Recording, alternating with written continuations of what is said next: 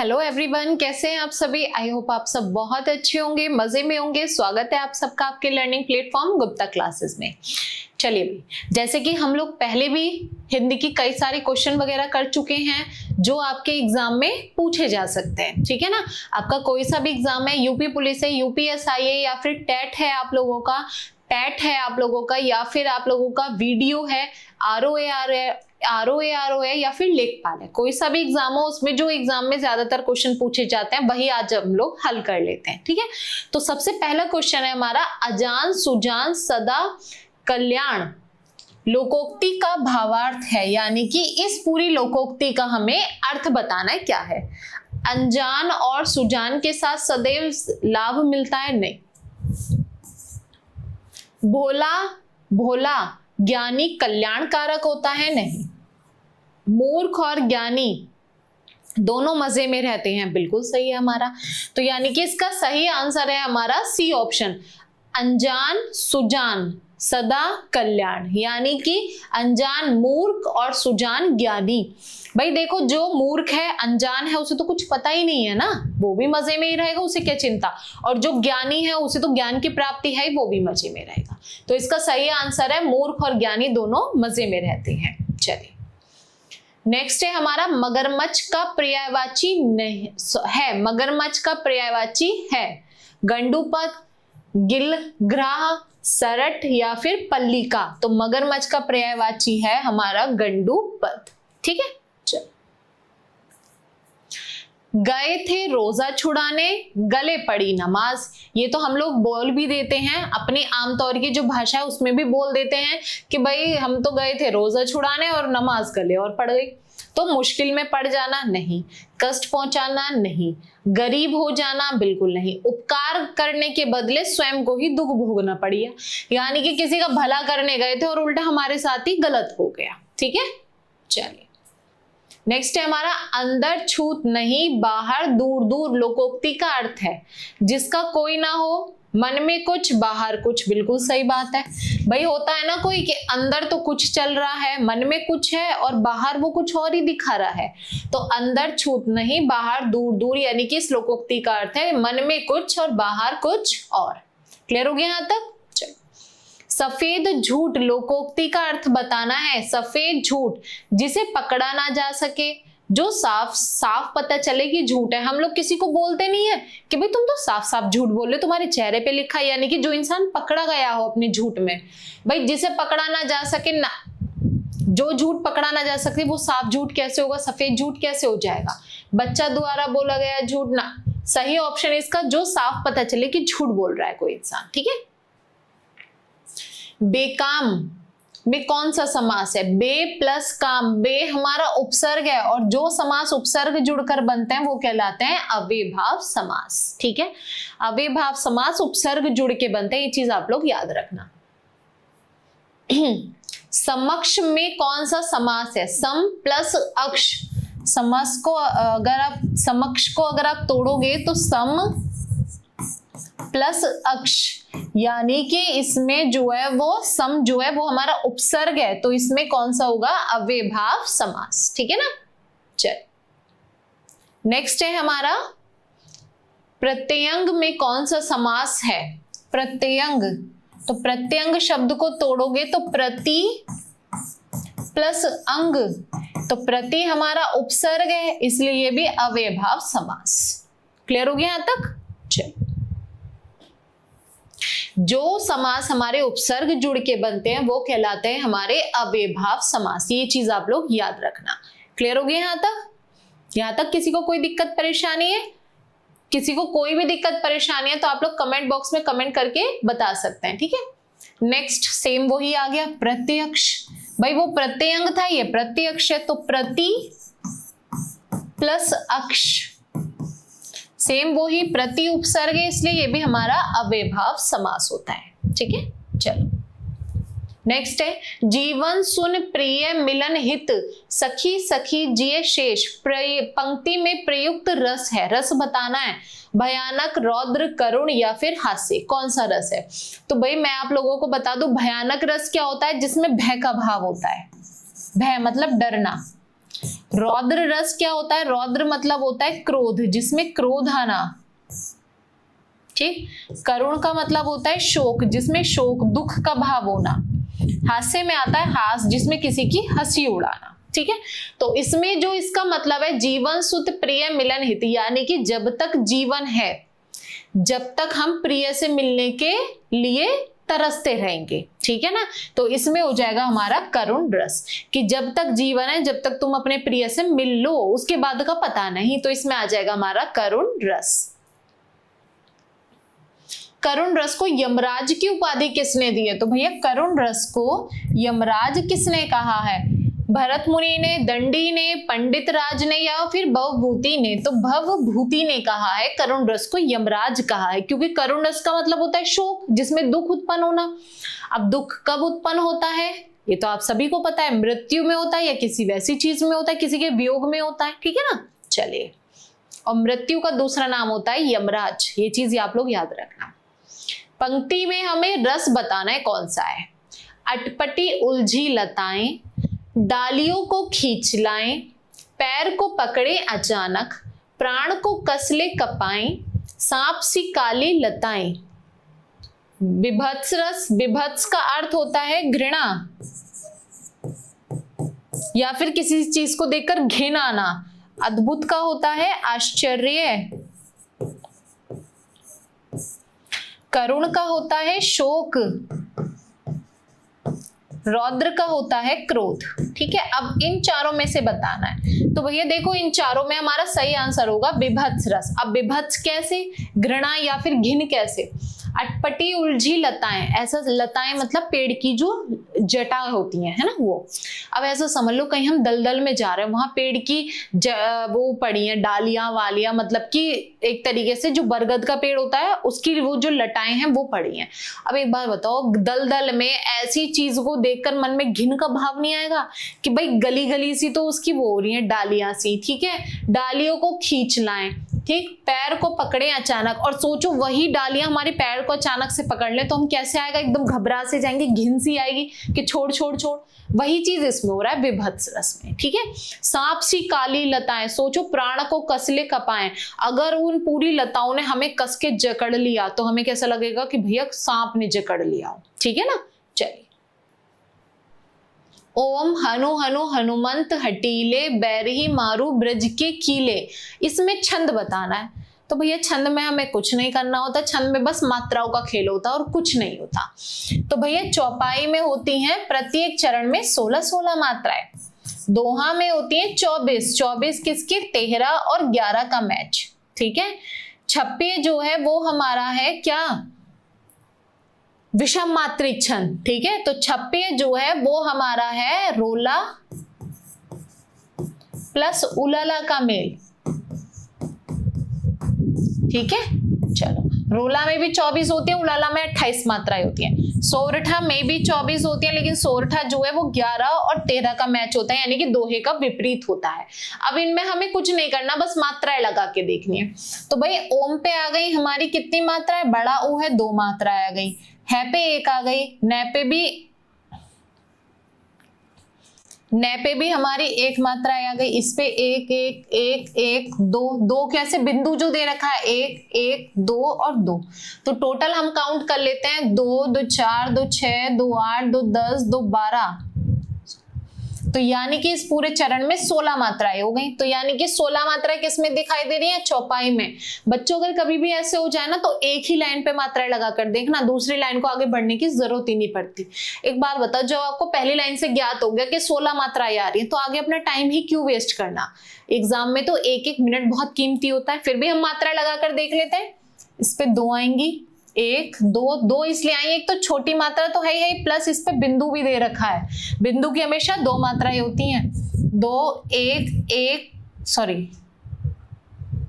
बै पे यहाँ पे 2 आएंगी। क्यों आएंगी? क्योंकि जय पे रे है तो इसलिए 2 आएंगी। और आधे वर्ण से पहले वाला जो वर्ण है वो हमेशा दीर्घ माना जाता है, यानी कि उसकी हमेशा 2 मात्राएं होती हैं। काउंट कर लेते हैं इन्हें। 2 2 4 2 6 2 8 2 10 2 12 सॉरी 2 2 4 2 6 2 8 2 10 12 इसमें एक एक्स्ट्रा हो रही है, चलो तो हो सकता है ये फिर इस पे बिंदु ना हो, इसलिए इसमें एक्स्ट्रा आ रही हो, ठीक है। चलिए तो इस पे हम लगा देते हैं एक मात्रा, यानी कि टोटल इसमें हो गई हमारी 16 मात्राएं, तो 16 मात्राएं यानी कि चौपाई, ठीक है।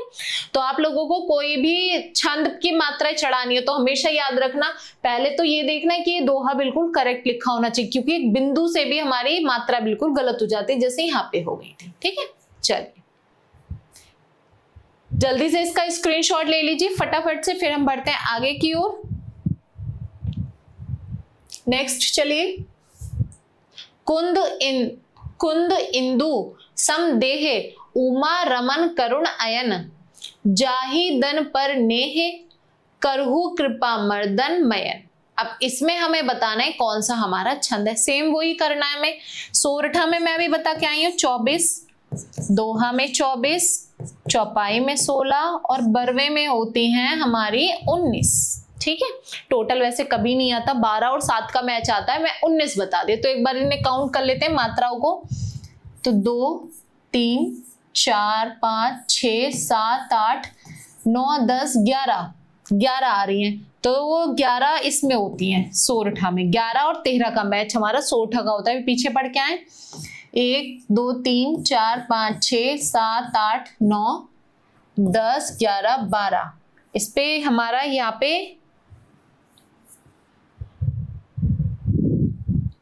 13, ठीक है। तो इसका आंसर होगा हमारा सोरठा, यानी कि पहली लाइन में हमारी 24 बैठ रही है, और 24 क्या, कौमे के इधर वाली 11 है, कौमे के उधर वाली 13 है। तो हमेशा याद रखना 11 और 13 का मैच किस में होता है, हमारा सोरठे में होता है।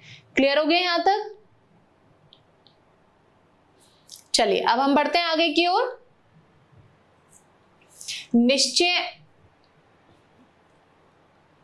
निश्चित प्रेम प्रतीत ते विनय करे सन्मान, तेहि के कारज सकल शुभ सिद्ध करे हनुमान। इसमें बताना है कौन सा हमारा छंद है, तो मेरे हिसाब से इसमें भी शायद चौपाई होना चाहिए। चलो देख लेते हैं, चौपाई या दोहा है, दोनों में से एक होना चाहिए। देख लेते हैं, 2 3 4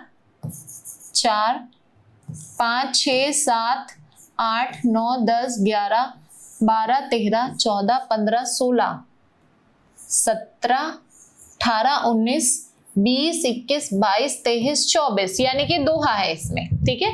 क्योंकि 16 चौपाई में तो होती है हमारी 16, लेकिन इसमें आ रही है 24, तो ये हमारा दोहा होगा। सोरठा नहीं होने का। हनुमान जी की जो ये 40 आई, हनुमान जी का जो भी कवच है उसमें या तो दोहा दिया होता है या चौपाई दी होती है। सोरठा कभी भी उसमें नहीं आता है। तो इसमें देखो कोई भी कॉमा नहीं है, तो ऐसे में 24 हमारी दोहा में होती है, 24 ही सोरठा में होती है। लेकिन हमें दोहे पे टिक करना है, सोरठा उनमें नहीं आता है। हनुमान जी की जो 40 हो या फिर उनका कोई भी कवच हो, ठीक है। चलिए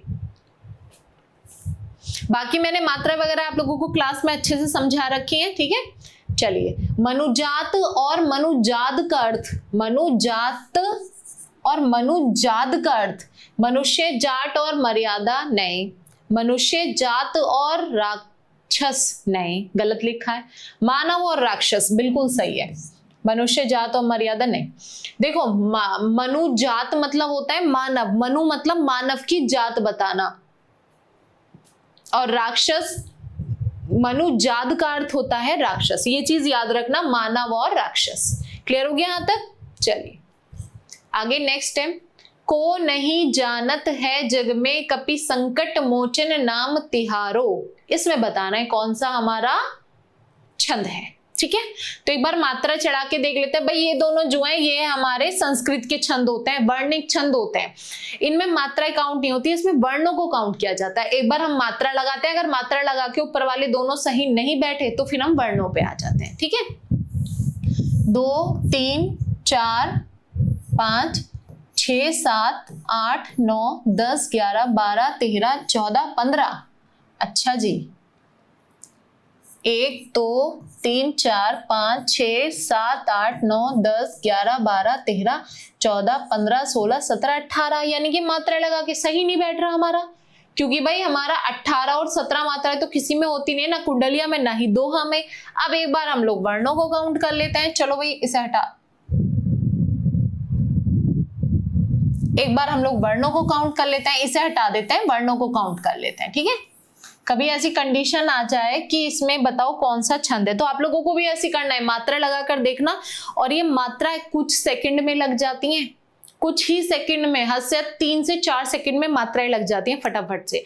कब लगते हैं? जब आप प्रैक्टिस में बंधे रहते हैं। तो मात्राओं के लिए आपको प्रैक्टिस करनी बहुत ज्यादा जरूरी है। ठीक है, चलो वर्णों को गिनते हैं। 1 2 3 4 5 6, मात्राएं नहीं गिननी है, वर्ण गिनने हैं। 7 8 9 10 11 12 13 14 15 16 17 18 19 20 21 22 23। तो भैया 23 जो मात्राएं होती हैं वो होती हैं हमारी मालिनी छंद में। किस में होती है बच्चों? मालिनी छंद में। क्लियर हो गया यहां तक? चलिए, ये वैसे हमारे संस्कृत के छंद है, हिंदी में नहीं पूछे जाते हैं, लेकिन फिर भी आप लोग कंफ्यूज ना हो उसके लिए मैंने एक तरीके से दिखा दिया कि वर्णों को कैसे काउंट करना है और मात्राएं कैसे चढ़ानी है। नेक्स्ट है हमारा कमला में कौन सा गण रूप है? कमला में कौन सा गण रूप है? जगण, रगण, मगण या सगण? तो कमला का गण रूप देखना पड़ेगा भाई कौन सा है। चलो तो पहले तो हमें इन गणों में मात्राएं पता होनी चाहिए कि जगण में कितनी है, रगण में कितनी है, मगण में कितनी है, सगण में कितनी है। ठीक है, तो हम ट्रिक निकालेंगे। य माता राज भान सलगा। ठीक है, यमाता राजभान सलगा। ठीक है, तो यगण में हो गई, यगण में हमारी मात्राएं हो गई। यगण दे रखा है? नहीं दे रखा, तो हम यगण को लेंगे ही नहीं। ठीक है, जगण जगण जग, पहले हम देख लेते हैं मगण, मगण की देख लेते हैं। तो मगण से हमने 3 वर्ण उठा लिए, यानी कि मगण की मात्रा हो गई 2 2 और 2 मात्राएं। ये मात्राएं अच्छी सी मैंने आप लोगों को क्लासरूम में समझा रखी है, वहां से जाके आप लोग एक बार देख लेना, यहाँ मैं शॉर्ट में समझा रही हूँ अभी। ठीक है ना, चलिए मगण की मात्रा ये हो गई। अब बारी आती है रगण की, तो र से 3 वर्ण फिर उठा लिए, तो 2 1 2, तो 2 1 2। ठीक है, फिर जगण की उठा ली, तो जगण की होती है 1 2 1। सगण की देख लेते हैं, सगण की हो गई 1 1 2। तो कमला पे जब मात्रा चढ़ाओगे 1 1 2, यानी कि कमला में कौन सा गण रूप है? सगण का गण रूप है 1 1 2। यहां तक क्लियर है? जल्दी से इसका स्क्रीनशॉट लीजिए, फिर हम बढ़ते हैं आगे की ओर। वर्णिक छंद जो है हमारा उपेंद्र वज्रा वर्णिक छंद है। बाकी ये तीनों जो आप लोगों को दिखाई दे रहे हैं और ये वाला, ये तीनों होते हैं हमारे मात्रिक छंद, मात्रिक छंद। ठीक है ना, चलिए यहां तक किसी को कोई दिक्कत, कोई भी दिक्कत परेशानी है तो आप लोग कमेंट बॉक्स में कमेंट करके बता देना। चलो, देश में राजनीति के प्रति लोगों की डैश को देखते हुए, किसको देखते हुए? लोगों के अंधविश्वास नहीं, इसने नहीं, उत्सुकता या उदासीनता। चलो आगे बढ़ते हैं। देखते हुए 25 जनवरी को देश में मतदाताओं को डैश करने के लिए, मतदाताओं को इकट्ठा करने के लिए राष्ट्रीय मतदाता दिवस मनाए जाने का संकल्प लिया गया। ठीक है, तो इसका सही आंसर होगा ये वाला, उदासीनता और जागरूक। बिल्कुल करेक्ट है हमारा। शुद्ध वाक्य बताना है। आयुष और ऋचा बाजार गई, राह चलते दोनों में तकरार हो गई। इस कहानी को एक स्त्री लेखिका ने लिखा है। बच्चे ने कहा पापा आ गई। अरे शुद्ध, अच्छा शुद्ध ही बताना है इसमें। ओके, बच्चे ने कहा पापा आ गई, नहीं, बच्चे ने कहा पापा आ गए। आयुष और ऋचा बाजार गई, नहीं, आयुष और ऋचा बाजार गए। राह चलते दोनों में तकरार हो गई। इस कहानी को एक स्त्री लेखिका ने लिखा। अब एक बात बताओ, आप लोग स्त्री भी दे रहे हो और लेखिका भी दे रहे हो, तो गलत बात है ना। या तो ये लिखो इस कहानी को एक लेखिका ने लिखा, या इस कहानी को एक स्त्री ने लिखा, दोनों में से एक की बात होनी, यानी कि सही ऑप्शन है हमारा बी ऑप्शन, हमारा बिल्कुल करेक्ट है। चलिए आगे की ओर चलते हैं। प्रत्येक रस में संचरण करने वाले भाव को, संचरण मतलब होता है आना जाना, यानी कि जब हमारे मन के भाव आते जाते रहते हैं। भाई मुझे अचानक से कभी गर्मी लग रही है, कभी सर्दी लग रही है, तो गर्मी का भाव आया चला गया, सर्दी का भाव आया चला गया। सुख का भाव आया चला गया, दुख का भाव आया चला गया। तो जो भी हमारे मन के भाव आते जाते रहते हैं वो उन्हें कहा जाता है संचरण, तो उन्हें कहा जाता है संचारी भाव कहा जाता है। समझ में आ गया यहां तक? चलिए, संचरण का मैं अर्थ लिख देती हूं, आना जाना। चलिए, निम्नलिखित वाक्यों में से सरल वाक्य बताना है। सरल वाक्य, तो सरल वाक्य होता है जिसमें सब्जेक्ट भी एक ही होता है, उद्देश्य, और जिसमें विधेय भी एक ही होता है, यानी कि प्रेडिकेट। दोनों हमें मतलब दोनों जो है एक एक होते हैं, सब्जेक्ट और प्रेडिकेट, यानी कि उद्देश्य और विधेय दोनों एक एक होते हैं। जब सुमिता ने पानी पिया तब वह चली गई। सुमिता पानी पीकर चली गई। सुमिता ने पानी पिया और चली गई। जैसे ही सुमिता ने पानी पिया और वह चली गई, यानी कि ये भी गलत है, ये भी गलत है और ये भी गलत है, क्योंकि इसमें कॉमा आ रहा है और सरल वाक्यों में कभी कॉमा नहीं आता, इसमें और आ रहा है, इसमें ये आ रहा है और इसमें भी और आ रहा है। सुमिता पानी पीकर चली गई, बिल्कुल करेक्ट है। सुमिता है इसमें सब्जेक्ट और पानी पीकर है इसमें प्रेडिकेट। ठीक है ना, यहां तक क्लियर हो गया? किसी को कोई दिक्कत? चलिए, नेक्स्ट है आपकी घड़ी में के बजे हैं। अशुद्ध पहचानना, ये तो कोई भी बता देगा के बजे हैं, यानी कि के ही गलत है इसमें। जिस वाक्य में इसलिए, और, क्योंकि, लेकिन, परंतु आदि समुच्चय बोधक जुड़ते हैं, अभी बताए मैंने आपको लास्ट क्लास में ही बताया था कि जिस वाक्य में और, इसलिए, तथा, या, किंतु, परंतु, पर ये जो आते हैं वो आते हैं हमारे संयुक्त वाक्य में। क्लियर हो गया? चल, नेक्स्ट है नमस्कार। नमस्कार में कौन सी संधि है? तो नम है प्लस कार।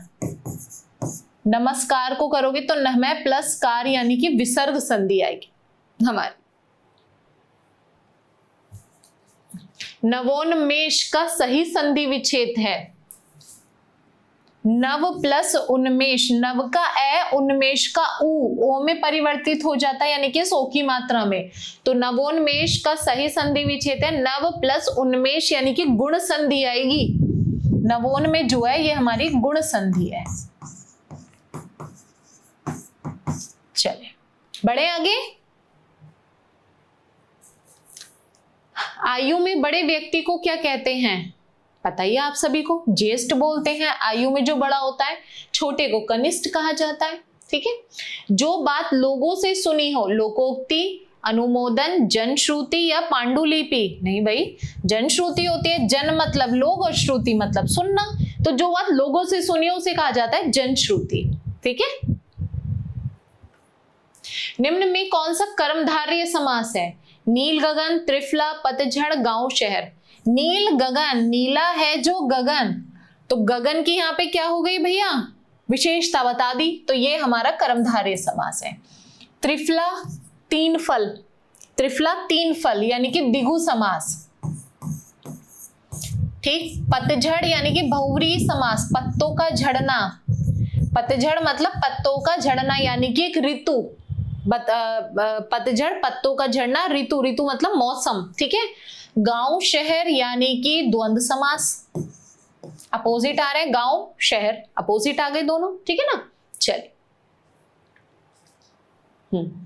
नीति निपुण शब्द में कौन सा समास है? नीति में निपुण, कोई भी नीति हो, कोई भी काम हो, जो भी व्यक्ति इस काम में निपुण होता है उसे कहा जाता है नीति निपुण। नीति में निपुण यानी कि तत्पुरुष समास। ठीक है ना, चलिए।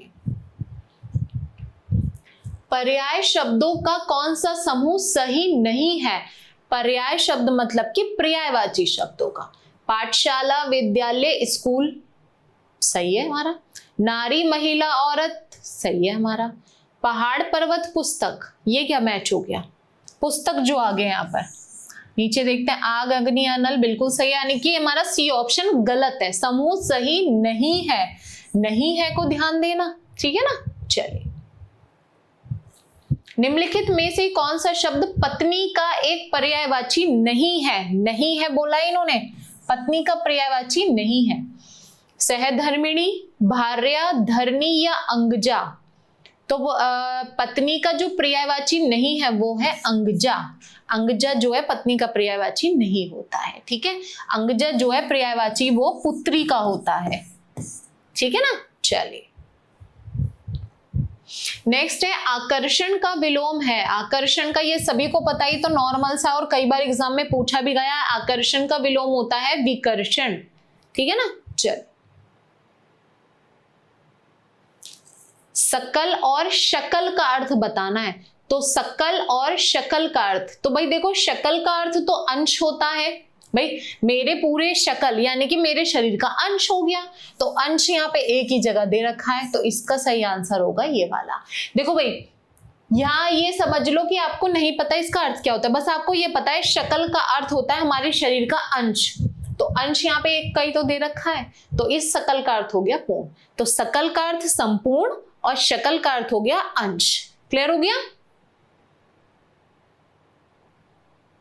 चलिए यहां तक किसी को कोई दिक्कत, कोई भी दिक्कत परेशानी आप लोग मुझे कमेंट बॉक्स में कमेंट करके बता सकते हैं, और इस वीडियो को लाइक और शेयर जितना ज्यादा हो सके उतना ज्यादा कीजिए, चैनल को सब्सक्राइब कीजिए और अच्छे से अपने घर बैठ के पढ़ाई कीजिए, ठीक है। इन क्वेश्चनों को एक बार और पढ़ना, रिवीजन करना, ताकि आप लोगों को अच्छे से माइंड में सेट हो सके, ठीक है ना। तब तक के लिए ऑल द वेरी बेस्ट, मिलते हैं आप लोगों से आपकी नेक्स्ट क्लास में। धन्यवाद।